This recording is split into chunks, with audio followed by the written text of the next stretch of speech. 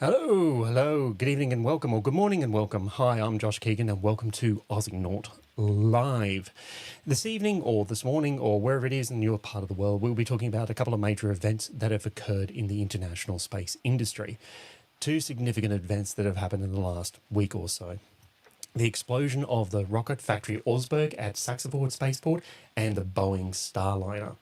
So for this live stream, there are a couple of space nerds who have been very close to both of these topics and these events. One of them has been Tom Dune from UK Space News and Christiano Brandao from Astro Animator VFX.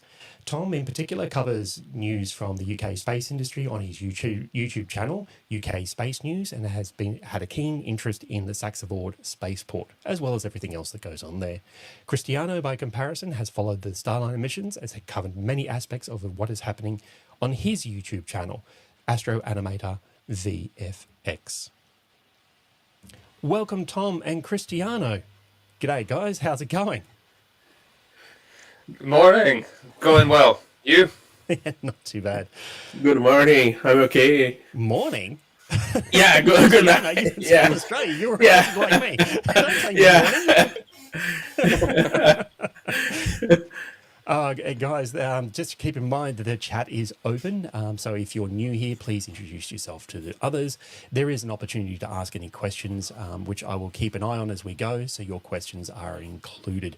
So welcome, guys. Thanks very much for joining me on this live stream. We're going to talk about the RFA Augsburg, the Rocket Factory Augsburg RFA 1, and we're going to talk also about the Starliner missions as well.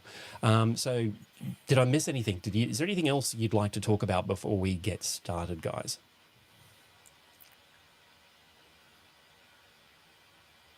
Silence is golden. I think it's good. Yeah. No, I think they were the two. Until a couple of days ago with the Falcon 9 1062 booster coming off the drone ship there, and in that spectacular run, RFA and Starliner are probably the two most newsworthy events to happen over the past couple of weeks. Yeah, it has been, and that's why I want to cover it as a special live stream for this of the Aussienaut Live. All right, so first and foremost, just to let everyone know that's out there in YouTube land, everyone here loves the international space industry, so this actually comes from a place of love. So yeah, all the questions I ask, just keep in mind that I ask them because I'm asking them. I want to know, you want to know, and we all want to know. So let's start out with I'll just show you guys that there's the Q&A open, just in case if you want to come in and ask any questions. Jim Cleland is here as always. It doesn't seem to have worked. Oh, technology, man. Wow. No. It's not working. Anyway, I'll try and fix that up while I get everything else done. So, guys, talk amongst yourself. Hang on. Let's see. I'll get that here. I'll get that. Grab that there. Grab that there.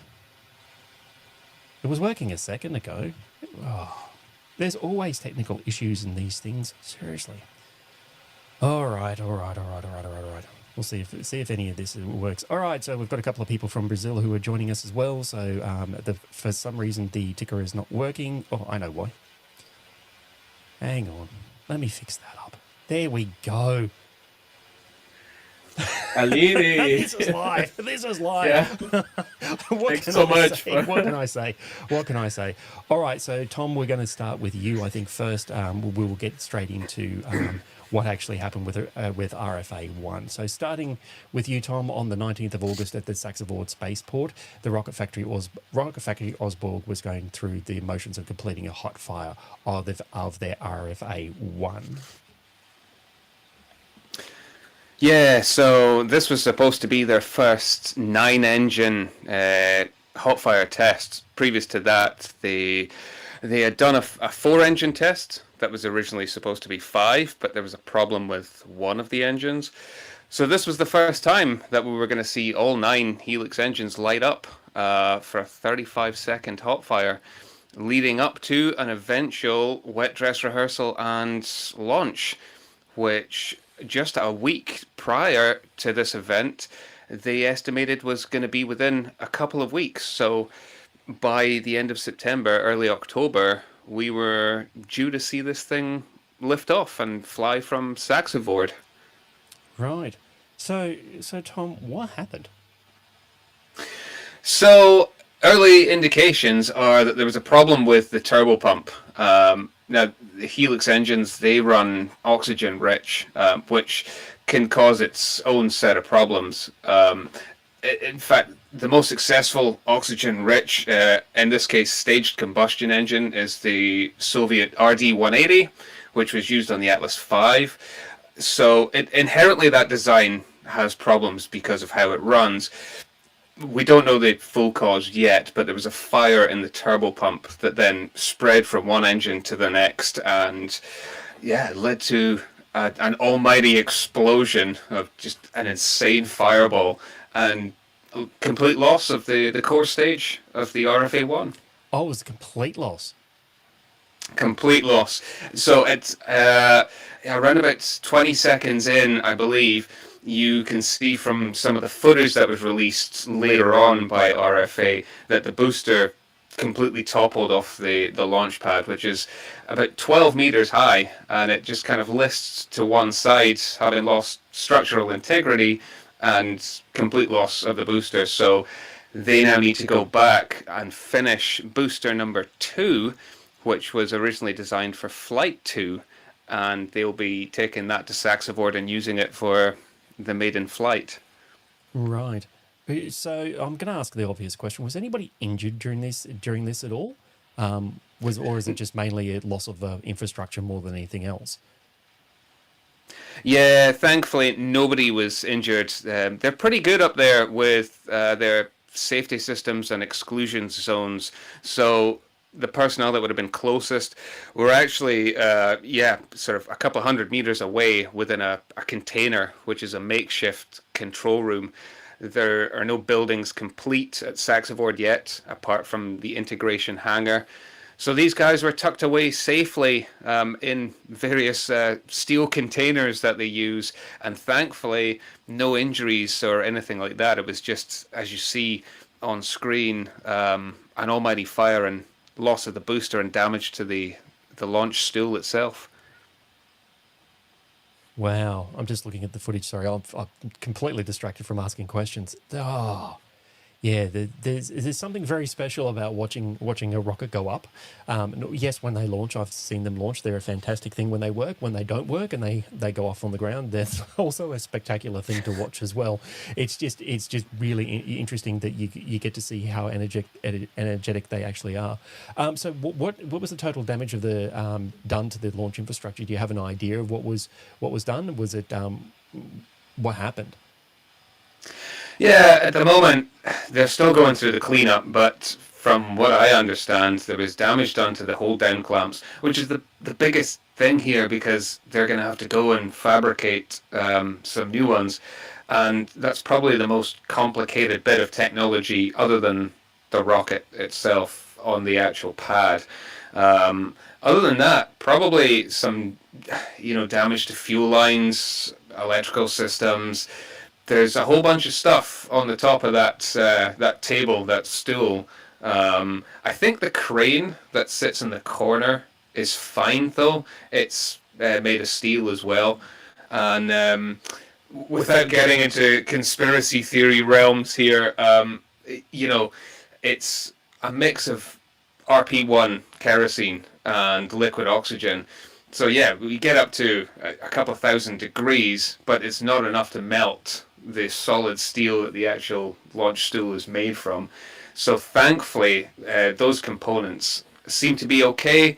The flame diverter appears all right. The water deluge system was running, but I think they're going to have to look at some more fire suppression systems on the top side of this launch stool in case there's another event like this in the future. It's all part of testing, and as you mentioned there, these things are spectacular when they work, and also when they don't work. And for those of us that grew up with, Mythbusters, failure is always an option in testing. And when it goes wrong, hey, go big or go home, right? Yeah, correct, correct. But Um, I with the I hold think down clamps. Sorry to interrupt, mate. With those hold down clamps, how do you have an idea of how long they actually took to manufacture in the first instance? no, they were pretty kind of closed off about that one. But Yep. certainly between the launch stool being first installed at Saxavord to the rest of it's going up there, probably about a year worth of actual construction at that end. But whether they've got spares sitting around for this possibility, in case there's any mechanical failures, I don't know. This is something they're going to have to look at. It, thankfully though, those clamps, they seem to work as intended. The rocket only toppled over basically once the engines and the mounting pieces had disintegrated. So they did their job. At least, from the data we're getting, it indicates that everything works as it should, apart from the turbo pump. But in terms of these safety systems, yeah, it's all good. And it works except for the bit that failed.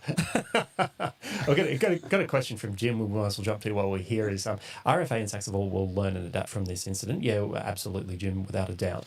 At least we know the high standards of safety that Saxavol have. Speaking of that, the high levels of safety that standards of safety that Saxavol has. What does he mean by that? So is it high levels of safety? Is they very similar to what's mostly in the space industry? Are they higher than anyone else? What could you provide some context around that statement, if you can? Yeah, so I'll do my best, but it's certainly industry standard. So going all the way back to their licensing processes with the Civil Aviation Authority here in the UK, very much like the Federal Aviation Authority over in the United States, and similarly to Australia, they've got pretty stringent, strict criteria and controls that need to be in place. Saxavord, have their safety certificates as well as their environmental impact assessment certificates in place. And yeah, in terms of UK legislation, they have to have numerous fire suppression systems, exclusion zones, and all manner of these types of things. Certainly, the indications are that everything that was in place to control safety around the launch site at the time of the hot fire, including a 400-meter exclusion zone, worked as it was designed. There was no injuries whatsoever, and the damage was contained to the launch pad itself as opposed to spreading out. So how they've actually built the launch site as well, with plenty of the infrastructure being buried underground as opposed to topsides. And even the direction of the fall of the rocket, it worked out really well in terms of missing key pieces of infrastructure. There's a lot of temporary things around that pad at the moment, including fuel tanks and the manifolds that are there. So everything worked as designed. That's it's at least the silver lining out of this. So when it goes wrong, I think that's the true indication of, do we have something that's going to work long term when it goes wrong as well as when it works? And yeah, it seems to have worked as well as it could for what is ultimately a disaster.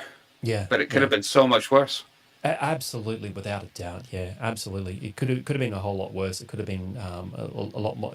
Like lives could have been lost, and it's the outcome in the scenario that nothing was happened, and the only thing that did happen was damage to infrastructure, and that's the only thing that happened. That certainly means that their safety procedures and everything were spot on the money, and no one was injured, and just the infrastructure was, which is always replaceable, and human lives are not so much. All right, so what does it mean? What does this mean for the future of the launch capability for Saxavord? What do you think will happen? Do you think they'll be able to recover? Do you think they might have spare clamps? What do you think there's a reason. There's a loaded question. This is a really loaded question. So consider your answer carefully. Yeah. Do you know what? I'm going to call it now. I think this is only going to benefit them. I think it will have no bearing on future launches being carried out successfully from the site. The one thing to remember about Saxavord is they're not contained to one launch pad. Launch pad Fredo is used exclusively by Rocket Factory Augsburg for the RFA-1, but there are two more pads still under construction, Callum and Elizabeth, with Elizabeth being the biggest. Again, kind of going back to it, the fact that everything that they designed worked shows that they've done their research, they've done their planning, and they know their stuff. So I think in the long run, yeah, this is going to be a blip in the radar. RFA, once they make reasonable kind of repairs to their pad, get a new rocket back on it, it'll work, and we'll see things flying. We have other launch providers waiting in the wings to go. So once the cleanup operation is done at Fredo, we're still constructing more. There's still more to build, more to come from Saxaboards. And actually, I think I've got every faith, and I'm not just saying that blindly because I'm Scottish and they're based 100 miles north. From everything that I've seen of the site, it's designed with contingencies in mind. So were the worst to happen again, once these other pads are operational, feasibly, there's the possibility of moving a launch to a different pad should anything go wrong. That's a shame. I mean, that's good. I mean, that's really good. That's really good. sorry. I've got a vested interest in this. As everyone knows, the high impulse of Saxavord specifically wasn't ready at the time that high impulse was. This is my putting 2 and 12 together to get 3.5 million. So yeah, haven't added up correctly here at all. I'm just making an educated guess. That's so Saxavord wasn't ready, and Hypersonics was, and that's how come they ended up down in South Australia, and I got to live stream their launch. That's why I'm hoping they're not going to be ready. They'll be ready to go. It'll be fine. I'm just doing this for purely selfish reasons. I need another launch. Sorry. Oh dear, that's embarrassing. All right, so now I'm going to turn the spotlight on to Christiano. So Christiano, let's talk about the Boeing Starliner. We'll get into that next. 2, 1, ignition. And liftoff of Starliner and Atlas V, carrying 2 American heroes, drawing a line to the stars for all of us.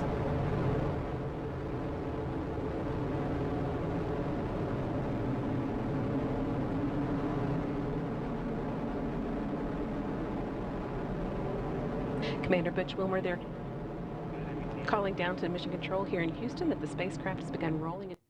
So launched on the 6th of June, the first human-rated launch of the brand new crew version of Starliner has faced a series of helium leaks in the reaction control systems. These leaks have resulted in not only issues with the approach of the ISS, but have now resulted in Sunita and Butch returning in February 2025 on a SpaceX Dragon Crew 9 Dragon capsule. Starliner will return to Earth uncrewed. So with all of this is going to be very, very interesting and a very interesting question and answer. So, Christiano, what happened? Spot is on you. No, the first, let's begin with the first thing that I need to say is because what we have seen in the news, like they are stranded in the space, is something that even as I already said that there wasn't any moment that the astronauts' life were at risk, So they are in the ISS, so nobody is stranded. If they are considered stranded, all the other astronauts are also stranded in the space because they need to wait for the agency flight readiness review to be done for their spacecrafts, for then they're being allowed to come back to Earth. But with the Starliner, what I can say is that this is the first crew flight test for the mission. So some of the problems that the Starliner had were already expected to happen. Not that would be those problems, but some problems we might find during the mission.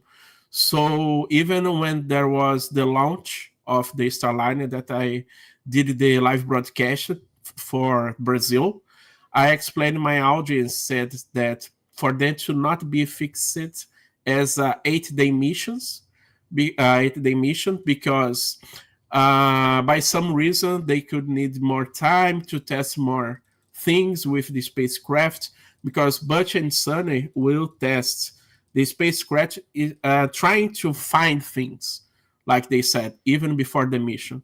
So it's different from the operational missions that we expect for everything to go well, but with the flight test missions you already expect that something can happen, and then you are trying to find those things. So what I can say is that the spacecraft handled very well in the manual maneuver. I think there was 2 times that Butch Willmore, after the launch, he flight as a manual mode, the Starliner. He used the flight manual mode. Yep. And he even said for the flight test scale that they have, that Cooper Hopper Handley scale, he was tempted to give the grade as 1. That's the best Handley scale of a new spacecraft or a new aircraft for a test pilot. That's this one.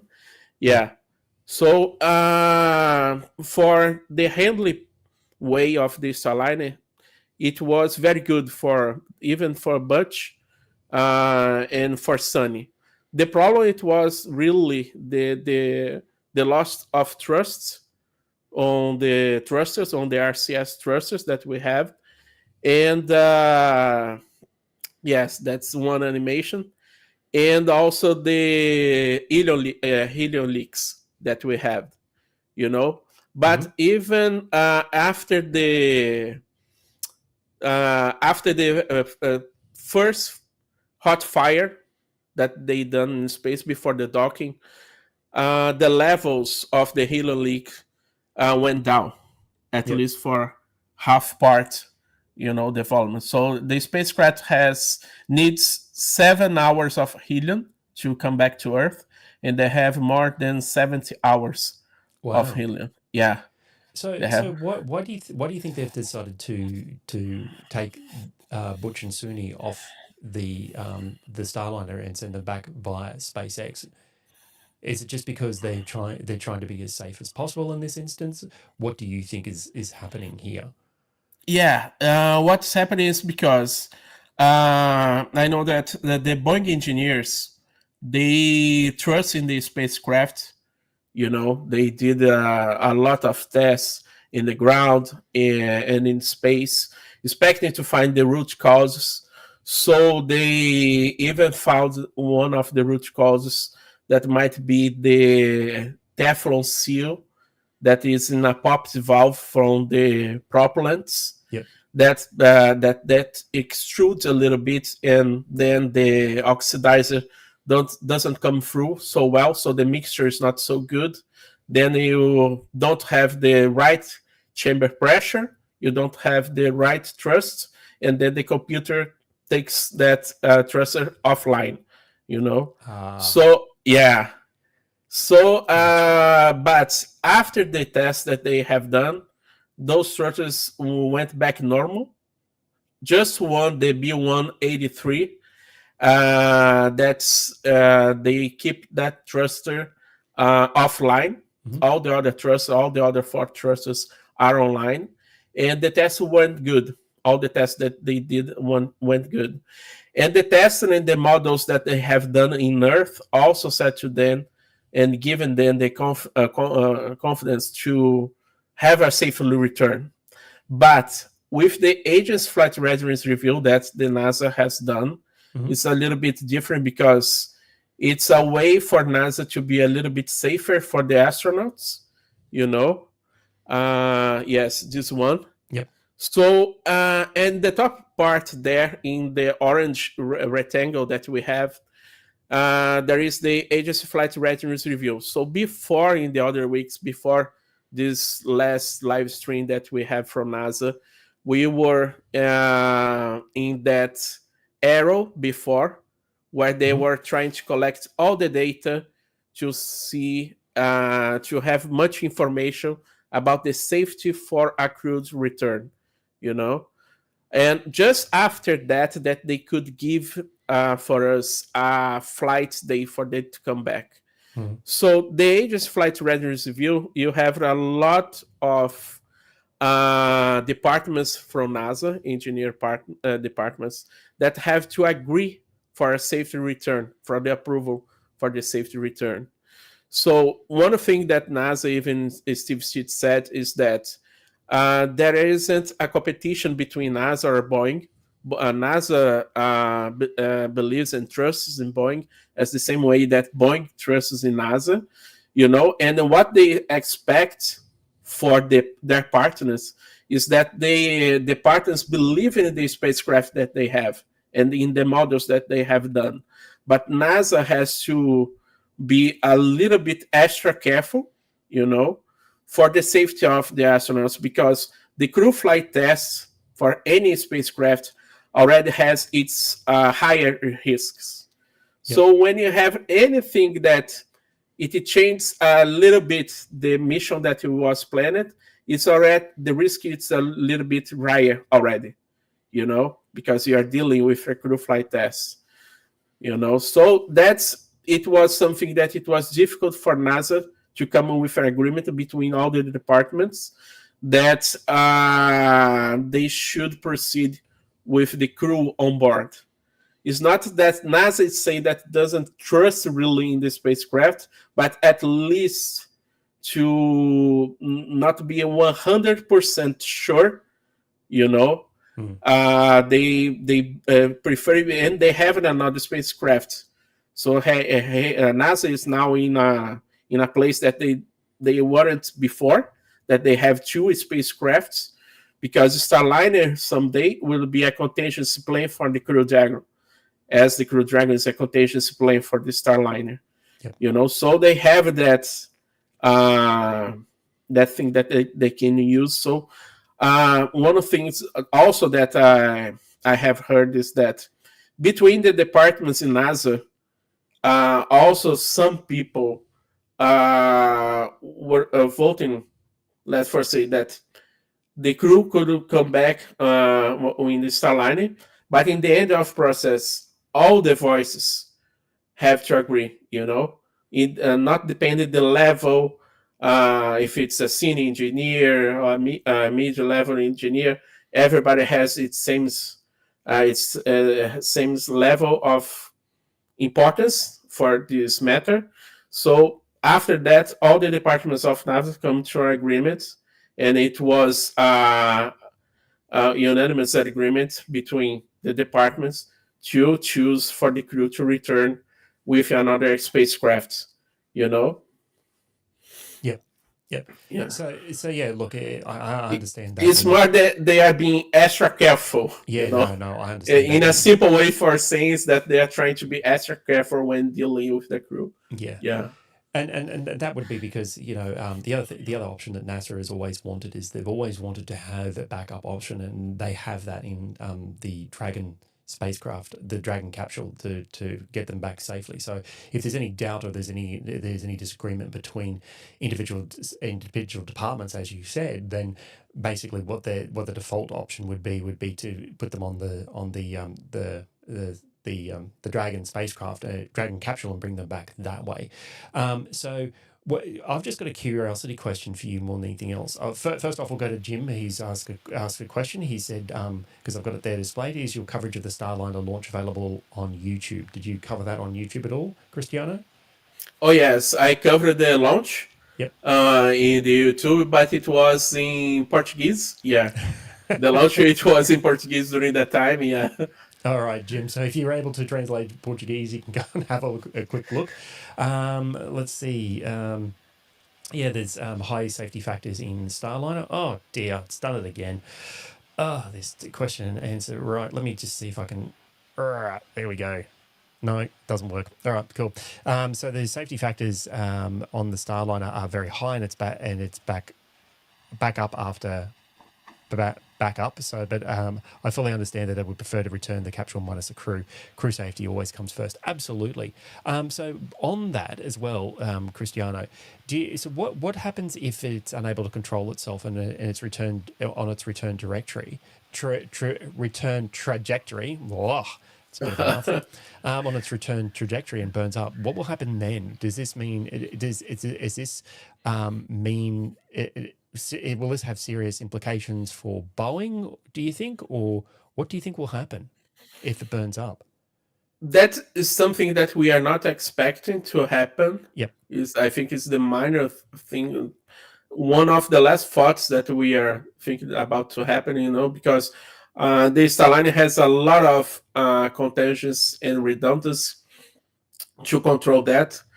Unless something goes, because it's like when they were testing, for something to go wrong, the helix has to go way beyond that the finds that they have, and also the loss of trust. Because if you see something, the RCS thrusters were at the aft of the spacecraft, so they are not being used for the undocking, and also they are not so much used for doing the rotation and the separation from the spacecraft. Gotcha. It's more the other RCS. The other thing that can happen is that something changes also and gives any errors for the OMAC thrusters, that are the ones that will be doing the burn. The RCS will just control the attitudes during this burn, but not so much the aft thrusters, So we don't expect that to happen. And it's unpredictable if that happens, what could happen next?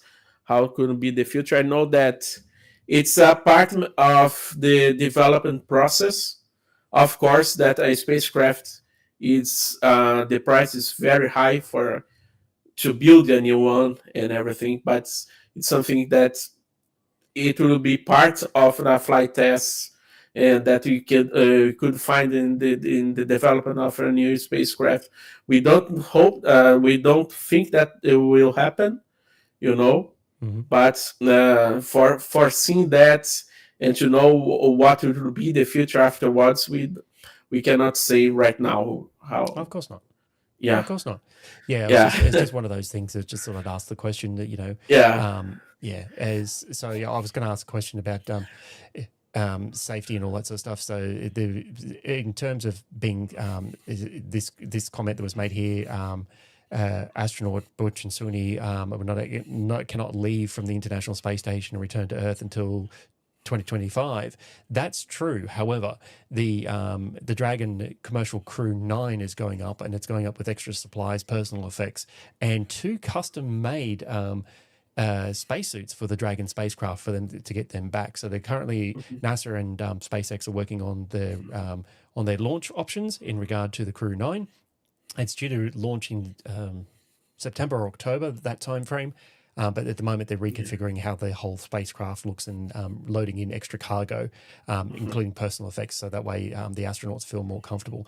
The question would be, what this is to both of you.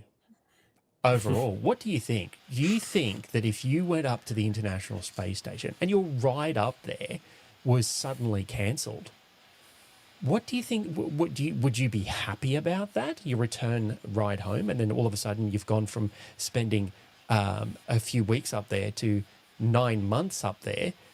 What do you think? Do you think you'd be sad? Do you think you'd be happy? What do you think your reaction would be?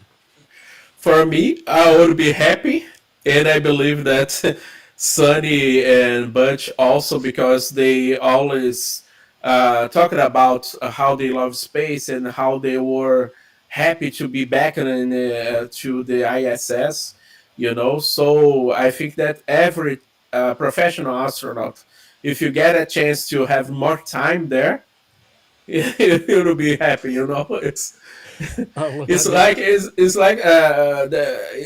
the ISS is almost the size of a American football field. So yeah, but if one you half is owned by the Russians. yeah, but if you see, they have other astronauts with them and everything. So and you are in space, really.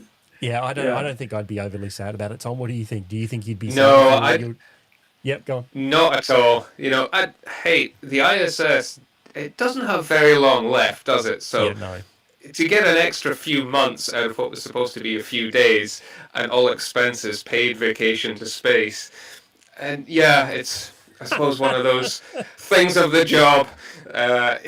Getting an extra couple of months. Yeah, I wouldn't be sad. I'd be excited too. I'd be absolutely be excited. I'm like, oh damn, I can't go home. Right when you said, what a shame, what a shame. And it's not like they're in deep space or anything like that, where they've got a delay in communications or anything. They have access to absolutely everything. So all the internet, they can live stream whatever they like. They can watch Netflix. They can watch Amazon Prime or whatever streaming service, that Disney Plus, whatever they like. They're not exactly cut off from Earth.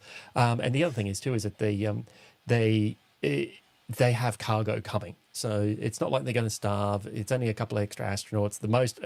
What was the most astronauts they had on the International Space Station? Does anyone know? I think it was 9 from my memory. Does anyone actually know? I don't remember. Yeah. Oh, But that's a that- question. No. Oh, you guys are not real space. I'm kidding. The International Space Station can certainly support more than the usual, so they can support, I think it's like 9 or 12 or something like that, astronauts at any one time. So yeah, getting a chance to spend more time on the International Space Station, I mean, what a shame. How unlucky would you be? There is a downside though that a couple other people have said about them staying longer. The extra effects it'll have on their health, unfortunately, just because they're being outside the Earth's atmosphere and low or microgravity means that, there's detrimental long-term effects that will happen and it will impact them. But look, they're both, they are older, let's just say that. But wow, what a way to retire, hey? If you lose your sight, can you imagine sitting in a nursing home going, I was on the International Space Station, they're longer than what I thought. So that's fantastic. It's not a bad way to go out, is it? Yeah, I know, right? Yeah. Oh, look, Jim sadly doesn't know any And, Portuguese, Christiano, but he does have a passable Spanish. So, there you go. But some of the contents that I'm creating now in English, both in Portuguese and English. Yeah. Excellent news. All right, well, that's it. All right, well, thank you very much, guys. I do appreciate you taking the time to actually come along and be on this live stream. So thank you very much, Tom, and thank you very much, Christiano, for joining me. If anyone wants any more info on these two wonderful gentlemen who are sitting beside me, that side. Oh, I hate cameras. That side. If you want to know any more about those two lovely gentlemen that are sitting beside me, please, everything about them is in the links below. Please go and check them out. Please go and have a look at their individual YouTube channels. I'll see if I can get this up. Ooh, there we go. The individual YouTube channels, which is Astro, Animator, VFX, and for Tom, it's Tom Dune, which UK Space News. Please go along and have a look. Have a look at their channels. Subscribe. Do all that lovely stuff. And once more, thank you very much, guys, for joining me on this one. All right. Thank you so much, Josh. It was good to be done under.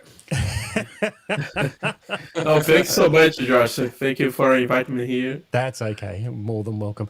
All right, guys. So I'll just leave you here. So this is from me to everyone out there in YouTube land. If you like this this live stream, you know what to do. You need to like, share, subscribe, and please feel free to reach out and support if you can do so.